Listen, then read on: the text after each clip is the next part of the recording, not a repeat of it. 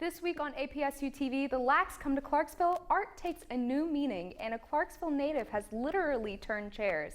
All this plus sports, weather, and more now on APSU-TV News.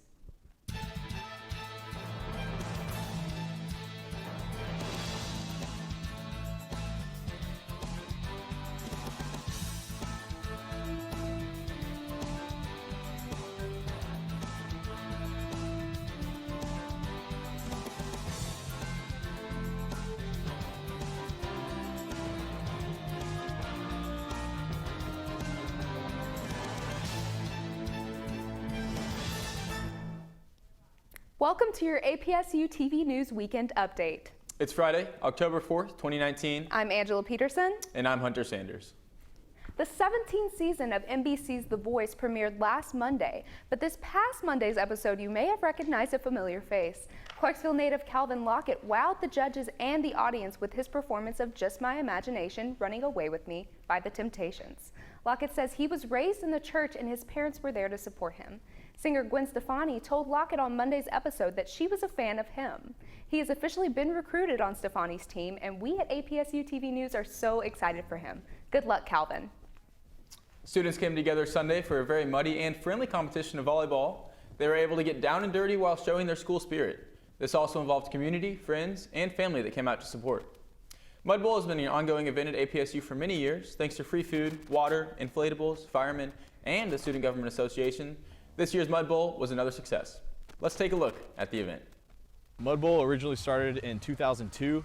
The idea was just to have a big, fun conglomeration of all student organizations come and participate, get muddy, and have fun together. Student Government Association holds another successful Mud Bowl for the 2019-2020 school year this past Sunday. The event took place at the Dunn Bowl located on the APSU campus.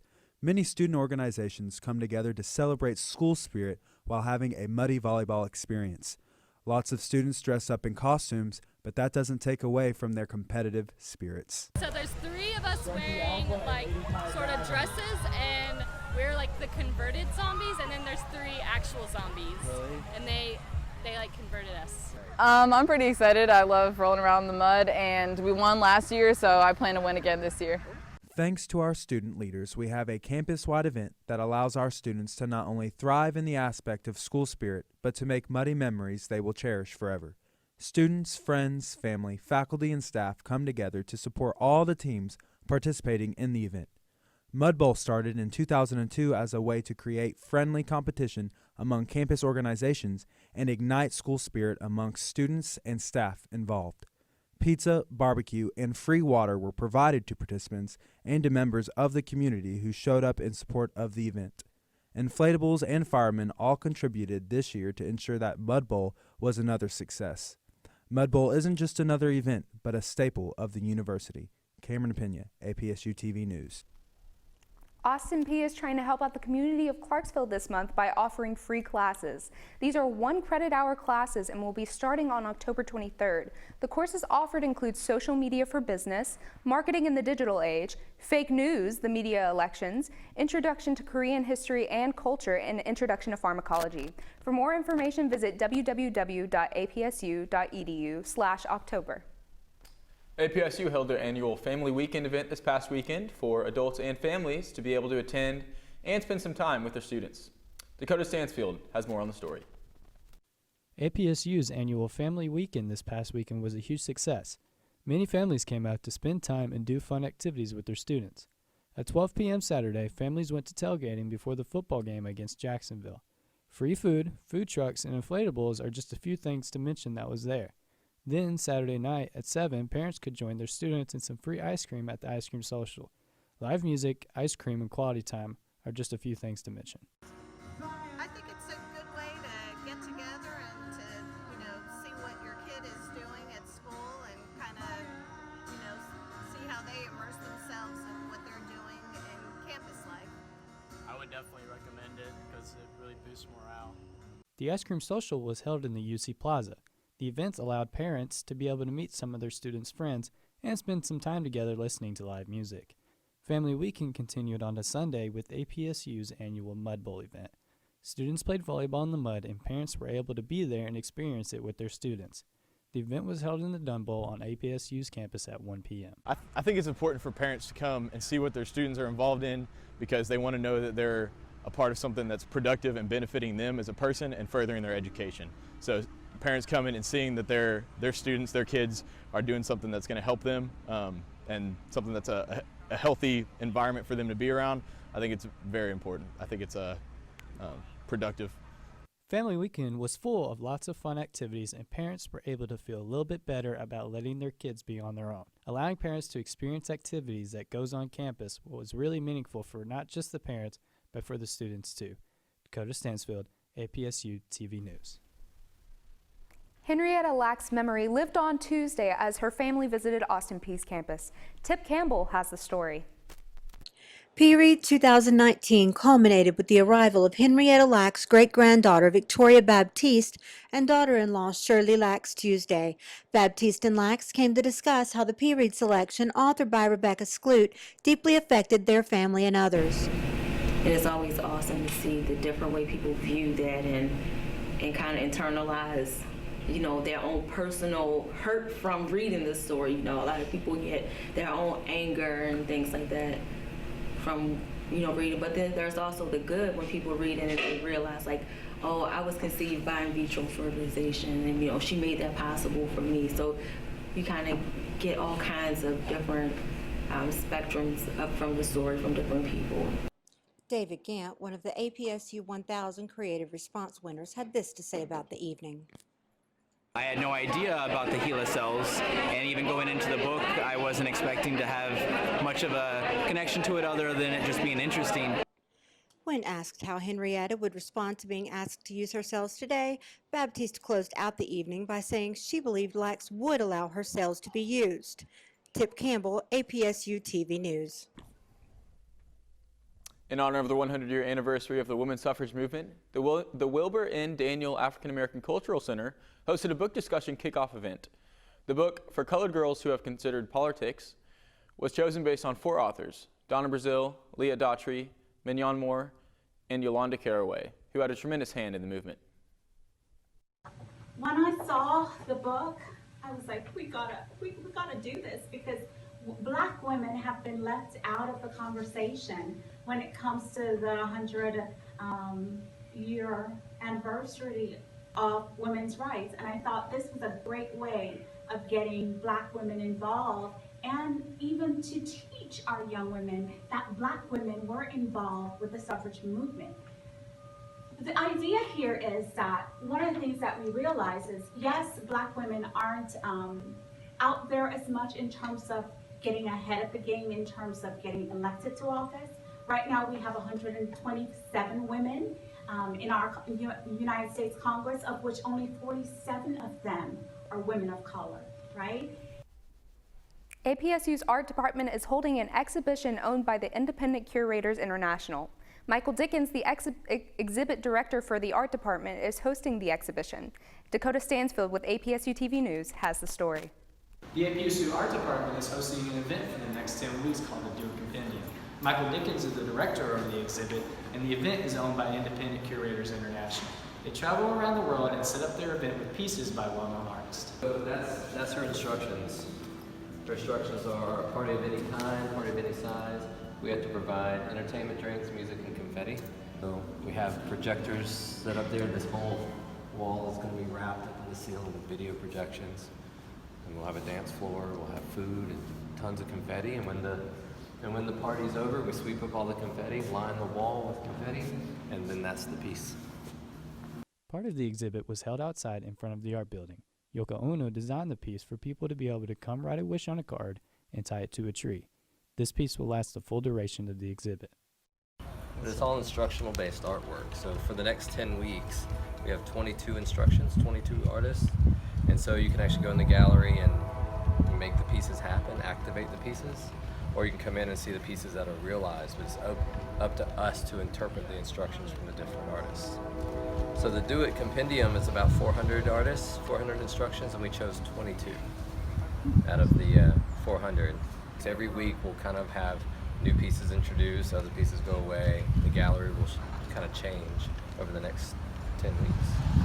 I think it's really cool because they come out of the building after class and there's just a tree here, and so they can just kind of wish for whatever they want. Here, fill it out, put the wishes on the tree.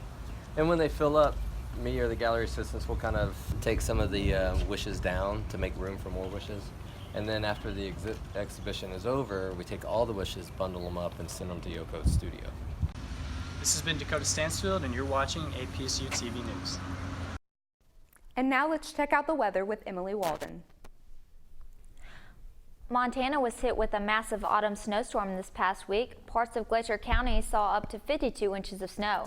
The National Weather Service in Great Falls reports many places saw record amounts of snowfall as well as record low temperatures with this storm.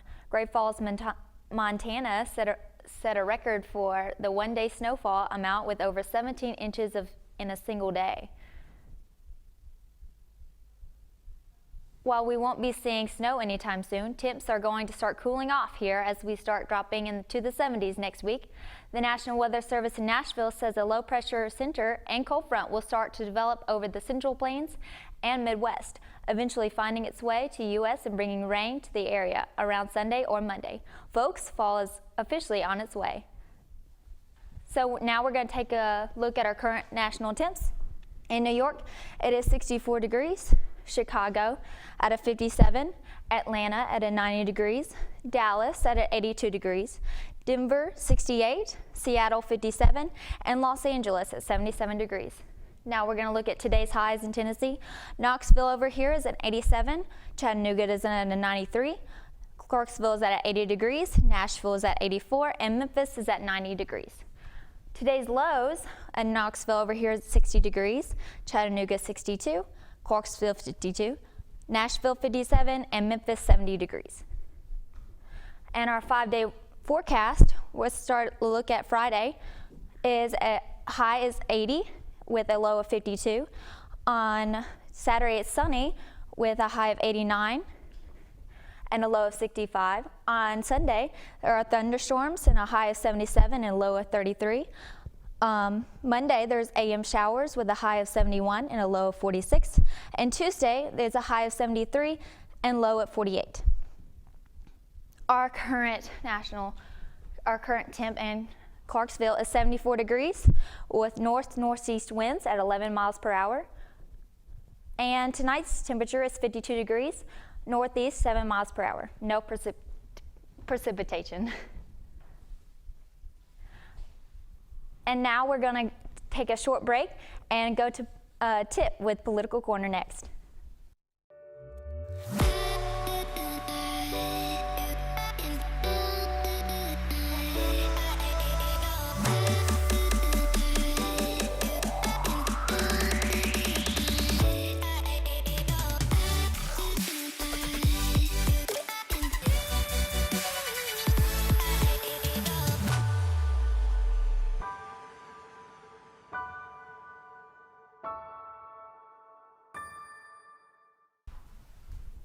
Controversial topics filled the agenda at the October regular City Council session last night. Several rezoning cases brought a motion to the council chambers. But the most controversial item on the agenda was an appeal to overturn a decision on a property made by the Clarksville-Montgomery County Historic Zoning Commission, putting the council into uncharted waters. The property at the corner of 4th and Main is on the National Register of Historic Places and is the oldest brick church standing in Clarksville. According to Brett Clemens of the Regional Planning Commission, the building was once used as a hospital and a horse stable during the Civil War. The cost to bring the building up to being structurally sound would have been over $255,000. White told the council the bricks used to construct the building in 1831 were so damaged they are literally dissolving back into the sand used to make them. Commissioner Valerie Guzman commented that if the council didn't overturn the decision, the reality would be that the homeless population would find their way into the building, quote, "If we tie his hands, someone will be hurt," end quote. The council voted 9-1 to overturn the decision and allow White to proceed with demolishing the property. Council members Gary Norris, Wanda Smith, and Vondell Richmond abstained. A resolution to ban smoking and vaping on all Montgomery County property was suddenly removed from the Commission's informal agenda Wednesday on a technicality. Commissioners were looking to tackle the topic at their informal meeting Monday, October 7th. Resolution 19-10-8 was on the agenda to be discussed by the Council. However, according to District 18 Commissioner Jason Knight, the resolution had not been properly vetted by the Rules Committee and was pulled from the agenda. Knight added he understands the county's perspective, but believes taxpayers have a right to do as they see fit. Nashville swears in a new mayor. John Cooper officially took the oath of office Saturday. Cooper defeated David Briley in September's runoff election. According to NashvillePublicRadio.org, Cooper made several promises, including directing half of all new revenue to public schools, giving meaningful pay raises to teachers, and asking the police chief to set specific goals for reducing crime and unnecessary uses of force. He is the fourth mayor to serve Nashville in 4 years. Former President Jimmy Carter celebrated his 95th birthday Tuesday, becoming the longest living president in U.S. history.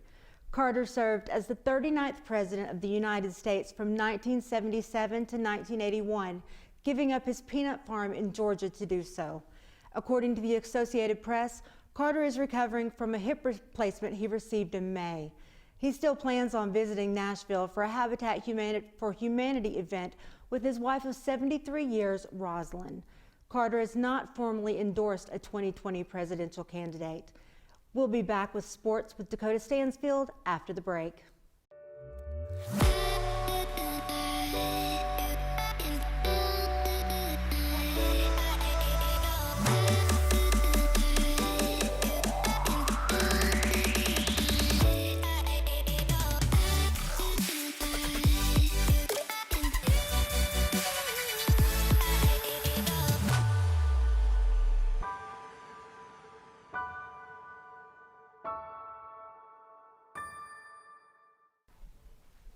What a fantastic weekend for the Austin Peay football team as they beat Jacksonville State, the 5-time OVC defending champions, 52-33.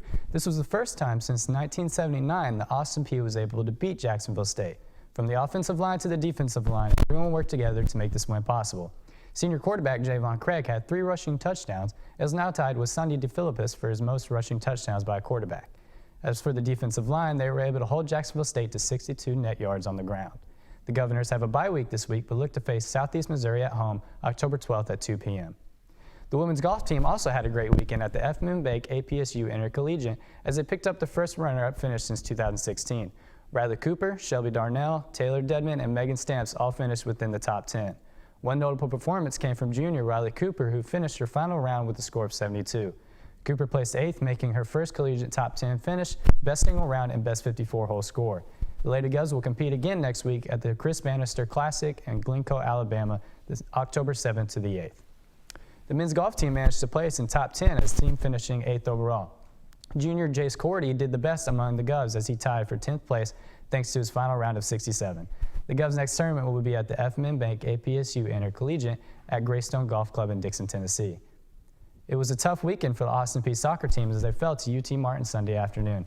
The Govs put up a good fight, but the 2 first-half goals from UT Martin's Hendrik Barman got the best of them. They were not able to bounce back.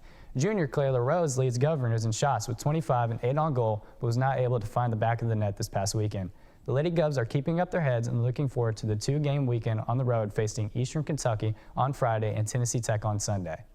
The Austin Peay women's volleyball team opened up their OVC weekend with a win against Eastern Illinois. The Govs beat Eastern Illinois in all 3 sets thanks to Brooke Moore's 17 kills and a .245 attack percentage and Jenna Panning's 10 kills. The girls are back in action today for their home opener against Southeast Missouri at 6 p.m. Make sure you go out and support your Lady Govs. The women's tennis team had a great weekend at the UCA Fall Classic, starting out going undefeated on their first day. They capped off their weekend winning 2 out of the 5 singles. Freshman Sarah Heckel won her first game as a Gov and ended up winning the singles 4-flag crown. Freshman Danielle Morris won 6-1 and 6-2 in the flight 1 singles final. Fabian Schmidt and Morris had the first doubles match of the season. Schmidt had the flu, but still fought through it, but unfortunately they fell 5-7 to UCA. And that will be all for sports. APSU-TV News will be right back. Another day, another stolen vehicle. A 17-year-old was arrested this past Monday for stealing a 2019 Jaguar parked at a business on Fort Campbell Boulevard. Police were called Monday night in regards to the stolen vehicle. 2 teens were found and both of them attempted to flee with only one succeeding. The Jaguar was still in gear at the time the teens jumped out, causing it to strike the patrol car. The Jaguar only had minor damage. Police learned that the vehicle was unlocked and the keys were left inside. Clarksville police urge citizens to lock your vehicles and take any valuables inside of it with you. The 17-year-old was taken to a juvenile facility and charged with evading arrest, theft of a motor vehicle, and leaving the scene of a crash. Authorities are investigating a deadly shooting involving a Todd County Sheriff and Elkton police officer. News Channel 5 reports it happened on Tuesday when the officers pulled over a pickup truck on East Main Street in Elkton, Kentucky. Police say a man grabbed a weapon, and shots were fired. The man was pronounced dead on the scene and no officers were injured. Next time you get pulled over, you may notice something different with Clarksville police. According to Clarksville Now, Clarksville police are now using body-worn cameras full-time. This means law enforcement officers, including the chief of police, are using cameras mounted onto their chests full-time during interactions with the public. The department-wide use of the cameras began last month. These changes have been put in place to help protect Clarksville residents and provide greater accountability within the police force. Outlaw Field went to the Dogs this past weekend. Tip Campbell reports. Clarksville Regional Airport was filled with excitement Saturday and Sunday as the 3rd annual Wags and Wings Oktoberfest took over the airfield to benefit the Clarksville-Montgomery County Humane Society. Aviation displays were abundant. The dog-friendly event had adoption and rescue opportunities, pools for the dogs to cool off in, and the world's largest dog walk was held on Saturday. In the Oktoberfest, traditional German foods and beers were served, while pets could join their owners in the festivities. Humane Society Director Amy Shaver had this to say. What a lot of people don't know is that the Humane Society is actually, despite our name, Humane Society of Clarksville, Montgomery County, we're actually not funded by the city or the county. So absolutely everything that we do is based off of fundraising, donations, and grants. Wags and Wings helps fund the Clarksville-Montgomery County Humane Association with programs such as their spay and neuter clinic, fostering programs, and rabies vaccinations. This year's Wags and Wings raised $13,000. Tip Campbell, APSU-TV News. The Austin Peay Student Athlete Advisory Committee, or better known as SAC, is hosting its annual Mental Health Week next week. Events for students are planned next week aiming to revolve around overcoming the stigma surrounding mental health issues. Monday, SAC will be tabling in the UC, giving away free smoothies from 11 in the morning to 1 in the afternoon. Tuesday, students will have a night to de-stress at the beach volleyball courts, including free popsicles, and Thursday night will feature a guest speaker in the Dunn Center. Keep an eye out for Mental Health Awareness Week and help spark conversations about mental health. America's Got Talent hypnotist Chris Jones kicked off APSU Family Weekend. Gov's Programming Council hosted the event this past Saturday.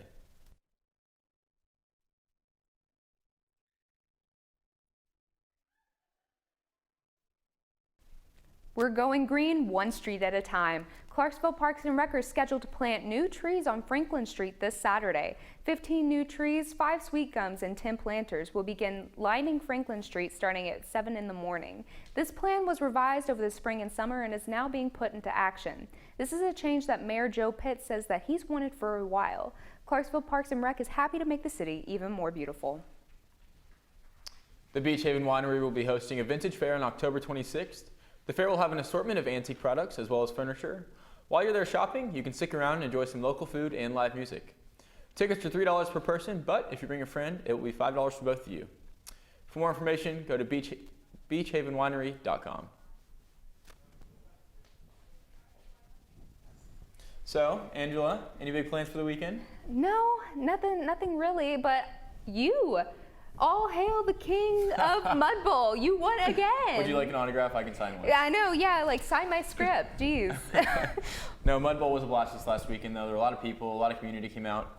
Super fun time. Good thing it was this week, though, and not next weekend, because next week it's supposed to get a little bit chilly. And like today, I was kind of happy because today was the first day I walked outside and I wasn't sweating immediately. I was like, I can actually get cute and not have to worry about everything falling apart. Right. It was really nice. Right. It's crazy. It's been almost triple digits here, and we're in October. Yeah, we've been going into like the 90s, and so when Emily was reporting that it was going to go down into the 70s, like just bliss entered my body. I was like, it's fall. Yeah. Spooky season. Right. Like you said. You got any Halloween plans? I'm not sure. I think I'm gonna do a fun costume with my with a good friend, but I'm not sure what we're gonna do. What about you? I have a few Halloween parties that I've been invited to. Don't know how many I'm going to attend. I really want to go to a pumpkin patch. Honeysuckle Hill, I don't know if you've ever heard of it, but they're supposed to have, it's kind of close to Ashland City. It's not far from here, maybe 30 minutes. But they've got a pumpkin patch, they've got zip lining, they've got a thing at night that they do, like that's kind of like a haunted house situation. And it's like in the middle of nowhere, so it works. Okay. Yeah. Absolutely. Yeah. Halloween. Obviously, it's super fun as a kid, but I still enjoy it. Right, yeah, you're never too old for it. Absolutely. Well, that's all for this edition of your Govs News Weekend Update. Be sure to join us by interaction online by liking us on Facebook at APSU-TV Clarksville and Instagram at APSU_TV. Thanks for watching another edition of your Govs News Weekend Update. I hope you have a good weekend. As always, let's go Peay.